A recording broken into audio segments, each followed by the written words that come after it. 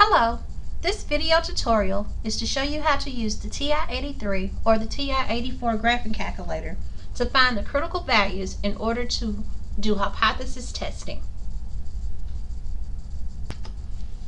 Note that the critical value is another way of rejecting or fail to reject the hypothesis testing, also known as your null hypothesis.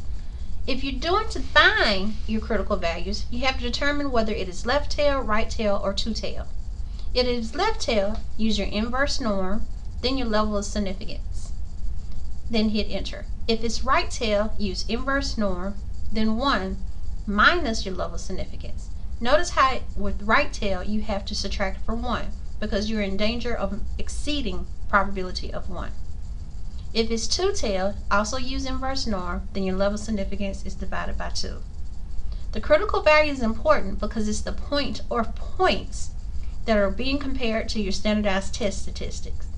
You have to determine whether or not the standardized test statistic will fall between in the rejection region or the fail to rejection region. Let's do an example now. You have a given scenario that is two tail with a level of significance of 0.10 and a sample size of 18. Notice how it's two tail, so you do second vars, inverse norm, enter. Because it is two tail, you will have your level of significance of 0.10 divided by 2. For the older version of the TI-83 or TI-84, once you select inverse norm and then your area divided by 2, simply hit enter. For the more updated versions, make sure that your standard deviation is 1 and your mean is 0. Select paste, now enter.